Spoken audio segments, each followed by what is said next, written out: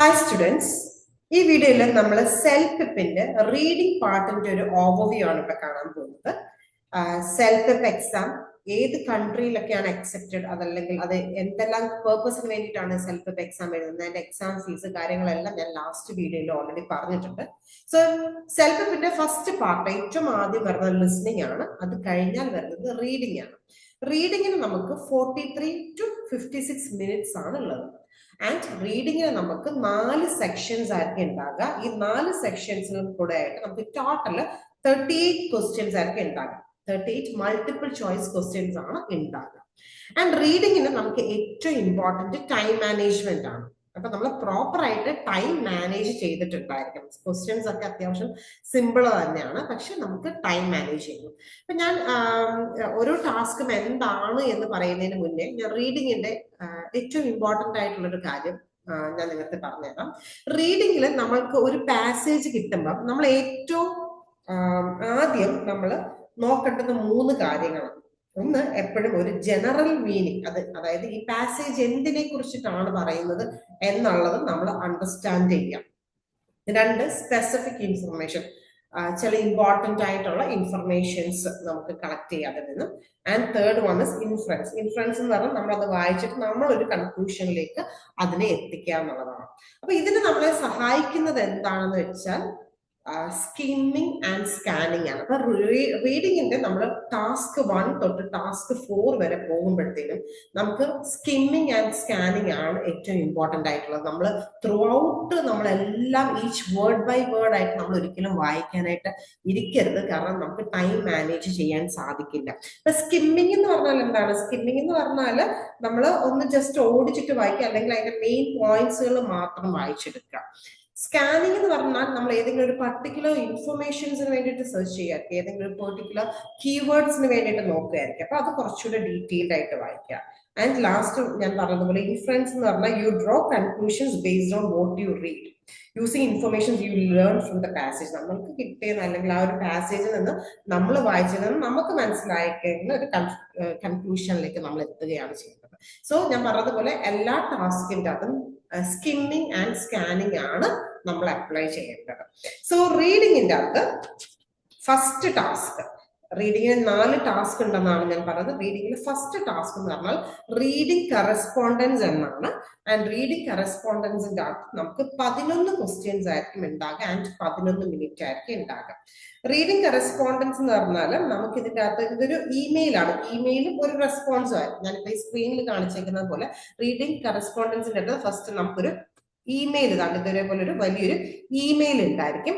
And ഈ ഒരു ഇമെയിലിനെ base ചെയ്തിട്ട് ഇവിടെ നമുക്ക് ഒരു 6 ക്വസ്റ്റ്യൻസ് ഉണ്ടായിരിക്കും. സോ എല്ലാ കാര്യങ്ങളും ഒരൊറ്റ സ്ക്രീനിൽ തന്നെ കാണാൻ പറ്റും. നമുക്ക് ഇവിടെ ലെഫ്റ്റ് സൈഡിൽ ഇമെയിൽ ഉണ്ടായിരിക്കും, അതിനെ ബേസ് ചെയ്തിട്ട് ഒരു 6 ക്വസ്റ്റ്യൻസ് നമുക്ക് റൈറ്റ് സൈഡിൽ ഉണ്ടായിരിക്കും. അതേപോലെ തന്നെ അതിന് തൊട്ട് താഴെ നമുക്ക് ഒരു റെസ്പോൺസ് ഉണ്ടായിരിക്കും. ആ റെസ്പോൺസിന്റെ അടുത്ത് കുറച്ച് സ്ഥലങ്ങളിൽ ബ്ലാങ്ക് ഉണ്ടാവും. ആൻഡ് അതിനെ ബേസ് ചെയ്ത് നമുക്ക് 5 ക്വസ്റ്റ്യൻസ് ഉണ്ടായിരിക്കും. അപ്പൊ നമുക്ക് ഇതിന്റെ അകത്ത് എപ്പോഴും ശ്രദ്ധിക്കേണ്ട 2-3 കാര്യങ്ങൾ, അല്ലെങ്കിൽ ഈ ഒരു ടാസ്ക് ചെയ്യുമ്പോൾ നമ്മൾ മനസ്സിലാക്കേണ്ട 2-3 കാര്യങ്ങൾ ഞാൻ പറഞ്ഞുതരാം. ഫസ്റ്റ് സാധനം, നമ്മൾക്ക് ഏറ്റവും ആദ്യം നമ്മൾ നോക്കേണ്ടത് ഇത് ആർക്കാണ് ഇമെയിൽ അയക്കുന്നത് ആൻഡ് ആരാണ് ഇമെയിൽ അയക്കുന്നത്. അപ്പൊ സെൻഡർ ആരാണ്, റിസീവർ ആരാണ് എന്നുള്ളത് നമ്മൾ നോട്ട് ചെയ്ത് വെച്ചേക്കാം, അല്ലെങ്കിൽ നമ്മൾ ഓർത്ത് വെച്ചേക്കാം. പിന്നെ നമ്മൾ നോക്കേണ്ടത് വാട്ട് ഇസ് ഇറ്റ് അബൌട്ട്, ഈ പാസേജ് എന്തിനെ കുറിച്ചിട്ടാണ് സംസാരിക്കുന്നത് എന്നുള്ളതാണ്. ഈ പാസേജ് എന്തിനെ കുറിച്ചിട്ടാണ് സംസാരിക്കുന്നത് എന്നുള്ളത്, അതായത് ഒരു മെയിൻ ഐഡിയ നിങ്ങൾക്ക് കിട്ടാനായിട്ട് നിങ്ങൾ ചെയ്യേണ്ടത് വെച്ചാൽ എല്ലാ പാസേജിന്റെ ഈ ഫസ്റ്റ് ലൈനില്ലേ, ഈ ഫസ്റ്റ് ലൈനും ഈ ഒരു ലാസ്റ്റ് ലൈനും ഒന്ന് വായിച്ചു നോക്കുമ്പോൾ ഓരോ പാസേജിനെ കുറിച്ചിട്ടും ഏകദേശം ഒരു ജനറൽ ഐഡിയ നിങ്ങൾക്ക് കിട്ടും. അപ്പൊ ഈ ഒരു പാസേജിൽ ഈ ഫസ്റ്റ് ആൻഡ് ലാസ്റ്റ് വായിച്ചാൽ പിന്നെ ഈ ഒരു പാസേജിൽ നെക്സ്റ്റ് ഈ ഒരു ഫസ്റ്റ് ആൻഡ് ലാസ്റ്റ്, ഇങ്ങനെ നിങ്ങൾ വായിച്ചു പോകും. അപ്പൊ നിങ്ങൾക്ക് ഏകദേശം ഒരു ജനറൽ ഐഡിയ കിട്ടും ഇത് എന്തിനെ കുറിച്ചിട്ടാണ് എന്നുള്ളത്. മനസ്സിലായോ? ആൻഡ് ഈ ഓരോ ക്വസ്റ്റ്യൻസുകളും വരുന്ന ഈ ഒരു സീക്വൻഷ്യൽ ഓർഡറിലായിരിക്കും മിക്കവാറും. അല്ലാതെ ഇപ്പൊ ഈ ഫസ്റ്റ് ക്വസ്റ്റ്യൻ ഒരിക്കലും ലാസ്റ്റ് പാരഗ്രാഫിനെ ബേസ് ചെയ്തിട്ടുള്ള ഒരു സാധനം ആയിരിക്കത്തില്ല ഈ ഫസ്റ്റ് ക്വസ്റ്റ്യൻ വരുന്നത്. ഫസ്റ്റ് ക്വസ്റ്റ്യൻ വരുന്നത് മിക്കവാറും ഈ ഒരു ഫസ്റ്റ് പാരഗ്രാഫ് അല്ലെങ്കിൽ സെക്കൻഡ് പാരഗ്രാഫ് എന്നുള്ള രീതിയിലായിരിക്കും. അപ്പൊ ഈ ഒരു ഓർഡറിൽ തന്നെ ആയിരിക്കും, അതായത് ഒരു സീക്വൻഷ്യൽ ഓർഡറിലായിരിക്കും ഓരോ ക്വസ്റ്റ്യൻസുകളും പോകുന്നത്. ആൻഡ് അതിനുശേഷം തൊട്ട് താഴെ നമുക്ക് റെസ്പോൺസ് ഉണ്ടായിരിക്കും. റെസ്പോൺസ് ആണെങ്കിലും നമുക്ക് വായിച്ച് കഴിയുമ്പോഴത്തേനും അതിനോട് മാച്ച് ചെയ്യുന്ന കുറച്ച് വേർഡ്സുകൾ ഇവിടെ തന്നിട്ടുണ്ടായിരിക്കും. അപ്പൊ നമുക്കിത് ഭയങ്കര എളുപ്പമാണ്. റീഡിങ്ങിന്റെ അകത്ത് ഈ ടാസ്ക്, ആദ്യത്തെ 2 ടാസ്കും ഭയങ്കര സിമ്പിൾ ആണ്. അപ്പം ആകെ ഇതിന്റെ നമ്മൾ ശ്രദ്ധിക്കേണ്ടത് വെച്ചാൽ ടൈമാണ്. ഒരു 11 ക്വസ്റ്റ്യൻസ് ഉണ്ട് ആൻഡ് 11 മിനിറ്റ് ആണ്. സോ ഞാൻ മുമ്പേ പറഞ്ഞ പോലെ നിങ്ങളിങ്ങനെ ഈച്ച് വേർഡ് ബൈ വേർഡ് ആയിട്ട് ഇങ്ങനെ ഇരുന്ന് കഥ വായിക്കുന്ന പോലെ ഇരുന്ന് വായിച്ചുകൊണ്ട് പോകരുത്. സ്കിമ്മിങ് ആൻഡ് സ്കാനിങ് ആണ് ഇവിടെ നിങ്ങൾ യൂസ് ചെയ്യേണ്ടത്. അതാണ് റീഡിംഗ് കറസ്പോണ്ടൻസ് എന്ന് പറയുന്നത്. ഞാൻ രണ്ടാമത്തെ ടാസ്ക് പറഞ്ഞുതരാം. രണ്ടാമത്തെ ടാസ്ക് എന്ന് പറയുന്നത് reading to apply a diagram എന്നുള്ളതാണ്. Reading to apply a diagram, അതായത് reading to apply a diagram എന്ന് പറഞ്ഞാൽ ഇതിന്റെ അകത്ത് ലെഫ്റ്റ് സൈഡിൽ നമുക്കൊരു ഡയഗ്രാം കാണിച്ചിട്ടുണ്ടാവും. ഒരു ലെഫ്റ്റ് സൈഡിൽ നമുക്കൊരു ഡയഗ്രാം ഉണ്ടായിരിക്കും ആൻഡ് അതിനെ ബേസ് ചെയ്തിട്ടായിരിക്കും ക്വസ്റ്റ്യൻ ചോദിക്കുന്നത്. ഇവിടെ ഒരു ഡയഗ്രാം നമുക്ക് കാണാം.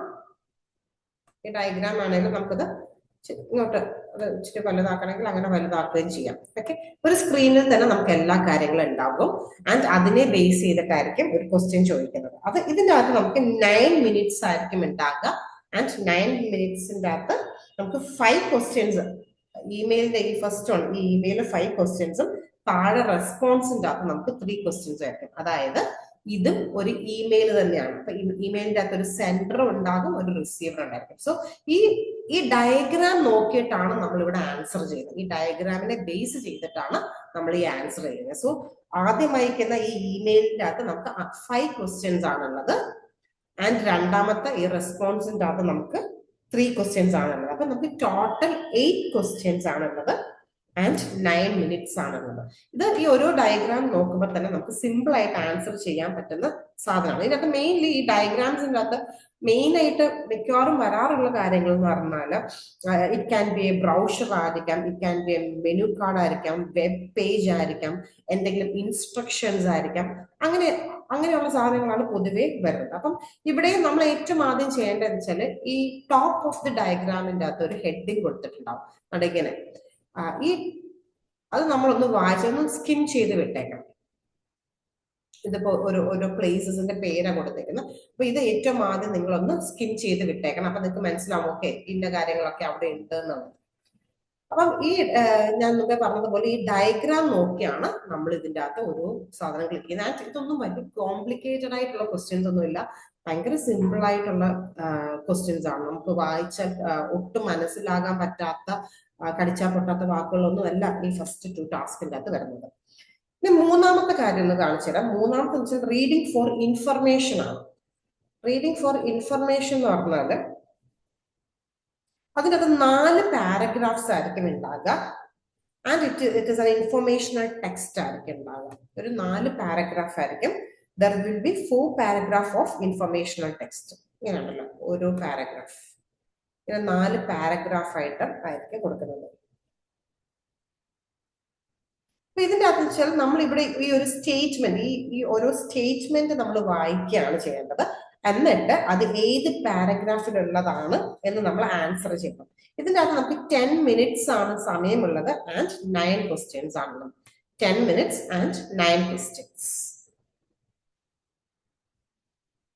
ഇത് ആദ്യം നമ്മൾ ചെയ്ത 2 ടാസ്കിനേക്കാളും, അതായത് റീഡിംഗ് ഫോർ ഇൻഫർമേഷനും, ഈ റീഡിംഗ് ഫോർ ഇൻഫർമേഷൻ എന്ന് പറയുന്നത് റീഡിംഗ് കറസ്പോണ്ടൻസിനേക്കാളും റീഡിംഗ് ടു അപ്ലൈ ഡയഗ്രാമിനേക്കാളും കുറച്ച് ഡിഫിക്കൽട്ട് ആണ്. കുറച്ച് ഡിഫിക്കൽട്ട് ഇൻ ദ സെൻസ് ഇതിന്റെ അകത്ത് ഭയങ്കര ഡിഫിക്കൽട്ട് ഒന്നുമല്ല. ഇതിന്റെ അകത്ത് ഉപയോഗിച്ചിരിക്കുന്ന വൊക്കാബുലറി കമ്പാരിറ്റീവ്ലി കുറച്ചുകൂടി ഡിഫിക്കൽട്ട് ആയിരിക്കും, മറ്റേതിനേക്കാളും കുറച്ചുകൂടി ഡിഫിക്കൽട്ട് ആയിരിക്കും എന്ന് മാത്രമേ ഉള്ളൂ. ആൻഡ് ഇതിന്റെ അകത്തും do skimming, read the first and last line of each paragraph to get a general idea. എല്ലാ പാരഗ്രാഫിന്റെ ഫസ്റ്റ് ആൻഡ് ലാസ്റ്റ് ലൈൻ വായിക്കുക. അപ്പൊ നിങ്ങൾക്കൊരു ജനറൽ ഒരു ഐഡിയ കിട്ടും. ഇതിന്റെ അകത്ത് ഞാൻ പറഞ്ഞതുപോലെ ഇപ്പൊ ഒരു passage, each question in this part requires you to read a statement and then decide in which paragraph this options comes. ഇതിന്റെ അകത്ത് ഓരോതിന്റെ അകത്ത് A, B, C, D, E എന്ന് പറഞ്ഞിട്ട് ഓപ്ഷൻസ് ഉണ്ട്. നമുക്കിവിടെ 4 പാരഗ്രാഫുകൾ മാത്രമേ തന്നിട്ടുള്ളൂ. A, B, C, D and E ആണ് തന്നിരിക്കുന്നത്. A, B, C, D വരെയാണ് തന്നിരിക്കുന്നത്. 4 പാരഗ്രാഫ്സ് ആണ് തന്നിരിക്കുന്നത്. E എന്നുള്ളൊരു ഓപ്ഷൻ എന്ന് പറഞ്ഞാൽ not given in any of the above paragraph. അപ്പൊ എല്ലാ ക്വസ്റ്റിന്റെ അകത്തും ഈ ഇങ്ങനെ 5 ഓപ്ഷൻസ് ആയിരിക്കും ഉണ്ടാകും. E എന്ന് പറഞ്ഞാൽ ഇതിന്റെ അകത്ത് ഈ ഒരു പാരഗ്രാഫിലും അതിന്റെ ആൻസർ ഇല്ല എന്നുള്ളതാണ്. മനസ്സിലായില്ലേ? അപ്പൊ ഒരു സ്റ്റേറ്റ്മെന്റ് തന്നിട്ടുണ്ടായിരിക്കും. ഈ സ്റ്റേറ്റ്മെന്റ് ഇതിൽ ഏത് പാരഗ്രാഫിലാണ് വരുന്നത് എന്നുള്ളത് മാത്രമാണ് നമ്മൾ ക്ലിക്ക് ചെയ്യേണ്ടത്. പിന്നെ വൊക്കാബുലറി എന്നുള്ള നോക്കുക, അത് ഭയങ്കര ഡിഫിക്കൽട്ട് ആയിട്ടുള്ള വൊക്കാബുലറി ഒന്നും അല്ല അതിൻ്റെ അത് ഉപയോഗിക്കുന്നത്. ആൻഡ് ഇതിൻ്റെ അത് you can also do scanning as well as പാരഫ്രൈസസ് എന്ന് പറഞ്ഞാൽ എന്താ, you should look for words with similar meaning. ചില സമയത്ത് ഇതിൻ്റെ അത് എക്സാക്ട്ലി ഇതിൻ്റെ അകത്ത് ഈ പറയുന്ന പോലത്തെ എക്സാക്ട്ലി സെയിം വേർഡ് ആയിരിക്കത്തില്ല ഇവിടെ ഉപയോഗിക്കുന്നത്. അപ്പൊ you should look for similar meaning. ആ ഒരു വേർഡ് ഉണ്ട്, അത് വെച്ച് തന്നെ ഓൾമോസ്റ്റ് സിമിലർ ആയിട്ട് വരുന്ന മീനിങ്സുകളുള്ള പാസേജ് നോക്കി വേണം നമ്മൾ എടുക്കാനായിട്ട്. ആൻഡ് റീഡിങ്ങിൻ്റെ അകത്ത് ഏറ്റവും ലാസ്റ്റ് വരുന്നത് റീഡിങ് ഫോർ വ്യൂ പോയിന്റ് എന്നുള്ളതാണ്. റീഡിങ് ഫോർ വ്യൂ പോയിന്റ് ഞാൻ ജസ്റ്റ് ഒന്ന് അതെന്താണെന്ന് പറഞ്ഞുതരാം. റീഡിങ് ഫോർ വ്യൂ പോയിന്റിന്റെ അകത്ത് നമുക്കൊരു മെയിൻ പാസേജ് ഉണ്ടായിരിക്കും ആൻഡ് അതിൻ്റെ അകത്ത് ഒരു റെസ്പോൺസ് ഉണ്ടായിരിക്കും. അതിൻ്റെ അകത്ത് നമുക്ക് 13 ക്വസ്റ്റ്യൻസ് ആണുള്ളത്, 13 മിനിറ്റ്സ് ആണുള്ളത് ആൻഡ് 10 ക്വസ്റ്റ്യൻസ് ആണുള്ളത്. ഇപ്പൊ റീഡിങ് ഫോർ വ്യൂ പോയിന്റ് എന്ന് പറഞ്ഞാൽ അതിൻ്റെ അകത്ത് ഇതേപോലെ ഒരു മെയിൻ പാസേജ് ഉണ്ടായിരിക്കും. അതായത് ഒരു മെയിൻ പാസേജ് നമ്മൾ ആദ്യം ഇമെയിൽ ആൻഡ് റെസ്പോൺസ് ഒന്നുമില്ല, അതേപോലെ ഇവിടെ ഒരു മെയിൻ പാസേജ് ഉണ്ടായിരിക്കും ആൻഡ് ഇവിടെ ഒരു റെസ്പോൺസും ഉണ്ടായിരിക്കും. ആൻഡ് ഈ മെയിൻ പാസേജിനെ ബേസ് ചെയ്തിട്ട് ഇവിടെ 5 ക്വസ്റ്റ്യൻസ് ഉണ്ട് ആൻഡ് റെസ്പോൺസിന്റെ അകത്തും 5 ക്വസ്റ്റ്യൻസ് ഉണ്ട്. സോ ടോട്ടൽ 10 ക്വസ്റ്റ്യൻസും 13 മിനിറ്റ്സും ആണുള്ളത്. അപ്പൊ ഇതിന്റെ അകത്ത് കുറച്ചുകൂടെ ഈ കമ്പാരിറ്റീവ്ലി ഈ റീഡിങ്ങിന്റെ അകത്ത് ഇത് കുറച്ചുകൂടി ഡിഫിക്കൽട്ട് ആയിട്ട് തോന്നും, ചിലപ്പോൾ നമുക്ക് സമയം തികയാത്തതായിട്ട് തോന്നും. അപ്പൊ എന്താ നമുക്ക് ചെയ്യാൻ പറ്റും, കാരണം ഇതൊരു ലോങ് പാസേജ് ആണ്. അപ്പൊ നമ്മൾ ഇവിടെയും ചെയ്യേണ്ടത് എന്താണ്, സ്കിമ്മിങ് ആൻഡ് സ്കാനിങ് ആണ് ചെയ്യേണ്ടത്. ഇതിൻ്റെ അകത്ത് എപ്പോഴും കോംപ്ലക്സ് ടോപ്പിക്കുകളായിരിക്കും ഉണ്ടാകുക, with multiple points of view ആയിരിക്കും ഉണ്ടാകുക. പോയിന്റ് ഓഫ് വ്യൂ ഇതിന്റെ ഈ ടോപ്പിക്കിന്റെ ഹെഡിങ് തന്നെ റീഡിങ് ഫോർ വ്യൂ പോയിന്റ് എന്നതാണ് ഈ ടാസ്കിന്റെ ഹെഡിങ്. അപ്പൊ ഇതിനകത്ത് complex topic with multiple points of view ആയിരിക്കും ഉണ്ടാകുക. അപ്പൊ ഇവിടെയും നമ്മൾ ചെയ്യേണ്ടത് സ്കിമ്മിങ് ആൻഡ് സ്കാനിങ് ആണ് ഉണ്ടാകുക. അപ്പം സ്കിമ്മിങ് എന്ന് പറയുമ്പോൾ നിങ്ങൾ ആദ്യത്തെ ഫസ്റ്റ് 2 ലൈനും ലാസ്റ്റ് 2 ലൈൻസും ഒക്കെ വായിച്ചാൽ നിങ്ങൾക്ക് അത്യാവശ്യം ഇൻഫർമേഷൻസ് കിട്ടും. ആൻഡ് ഇതിൻ്റെ അകത്ത് വേണമെങ്കിൽ നിങ്ങൾക്ക് നോട്ട് ടേക്കിംഗ്, റീഡിങ്ങിൻ്റെ അകത്ത് വേണമെങ്കിൽ നിങ്ങൾക്ക് നോട്ട് ടേക്കിംഗ് ചെയ്യാം. നിങ്ങൾ ഒരിടത്തും റീഡിങ്ങിൽ നമ്മൾ നോട്ട് ടേക്കിംഗ് ചെയ്തിട്ടുണ്ടാവില്ല. അപ്പൊ നമ്മൾ PT ഒക്കെ ചെയ്തപ്പോൾ നിങ്ങൾ നോട്ട് ടേക്കിംഗ് ചെയ്തിട്ടുണ്ടാവില്ല, പക്ഷെ ചെയ്യാം. പക്ഷെ അത് നമുക്ക് അത് ഭയങ്കര ഒരുപാട് സമയം എടുത്തിട്ടാകരുത് നിങ്ങൾ നോട്ട്സ് എടുക്കുന്നത്. അത് നിങ്ങൾക്ക് അത്രയും എഫക്റ്റീവ് ആയിട്ട് ചെയ്യാൻ പറ്റുമെങ്കിൽ മാത്രമേ നോട്ട് ടേക്കിംഗ് എടുക്കാവൂ. നോട്ട് ടേക്കിംഗ് എന്ന് പറഞ്ഞാൽ ഇങ്ങനെ ഫുൾ കഥ എഴുതുന്ന പോലെ എഴുതി വെക്കരുത്. വളരെ ഷോർട്ടായിട്ട് വളരെ ഇമ്പോർട്ടന്റ് ആയിട്ടുള്ള നോട്ട്സ് മാത്രം ഒന്ന് എഴുതി വെച്ചാൽ പെട്ടെന്ന് നമുക്കത് നോക്കുമ്പോൾ അത് മനസ്സിലാവും. അല്ലെങ്കിൽ നമ്മൾ എന്താ ചെയ്യുന്നത് വെച്ചാൽ ഇതൊന്ന് വായിക്കും, എന്നിട്ട് ഈ ക്വസ്റ്റ്യൻസ് നോക്കും, അത് കഴിഞ്ഞിട്ട് വീണ്ടും അടുത്ത ക്വസ്റ്റ്യൻ വരുമ്പോൾ വീണ്ടും നമ്മൾ ആ പാസേജ് വയ്ക്കും, മൂന്നാമത് വരുമ്പോൾ വീണ്ടും നമ്മൾ ആ പാസേജ് വയ്ക്കും. അങ്ങനെ നമ്മൾ ഒരുപാട് സമയം പോകും. അപ്പൊ നമ്മളൊരു പാസേജ് വായിക്കുമ്പോൾ അതിനകത്ത് ഒരു ജനറൽ ആയിട്ട് കിട്ടുന്ന ഐഡിയ എന്തൊക്കെയാണ്, അല്ലെങ്കിൽ കീവേഡ്സ് എന്തൊക്കെയാണെന്ന് നമ്മൾ നോട്ട് ചെയ്ത് വെച്ച് നമുക്ക് അവിടെ ടൈം സേവ് ചെയ്യാൻ പറ്റും. അപ്പൊ അങ്ങനത്തെ കുറച്ച് ടിപ്സുകളൊക്കെ ഉപയോഗിച്ചിട്ടാണ് നമ്മൾ ഈ റീഡിംഗ് ആണെങ്കിലും ചെയ്യുന്നത്. അപ്പൊ ബാക്കിയുള്ള ടാസ്ക് അല്ലെങ്കിൽ ബാക്കിയുള്ള ഇംഗ്ലീഷ് പ്രൊഫഷൻസി ലാംഗ്വേജ് ടെസ്റ്റുകളിനെ വെച്ചിട്ട് കമ്പയർ ചെയ്യുമ്പോൾ ഇത് വലിയ ടാസ്ക് ഒന്നുമല്ല. സെൽഫ് അത്യാവശ്യം എളുപ്പത്തിലുള്ള ഒരു എക്സാം ആണ്. സോ ഈ ഒരു സെൽഫ് കോച്ചിങ് നിങ്ങൾക്ക് ഓൺലൈൻ ഓർ ഓഫ്ലൈൻ കോച്ചിങ് വേണമെങ്കിൽ നിങ്ങൾക്ക് നമ്മുടെ ജാനമൻ അക്കാഡമിയുടെ കോൺടാക്ട് നമ്പറിലേക്ക് കോൺടാക്ട് ചെയ്യാവുന്നതാണ്. ആൻഡ് ഏതെങ്കിലും ടാസ്കുകളെ കുറിച്ചിട്ട് എന്തെങ്കിലുമൊക്കെ ഡൗട്ടുകൾ ഉണ്ടെങ്കിൽ നമുക്ക് എന്നെ കോൺടാക്ട് ചെയ്യാവുന്നതാണ്. Thank you so much.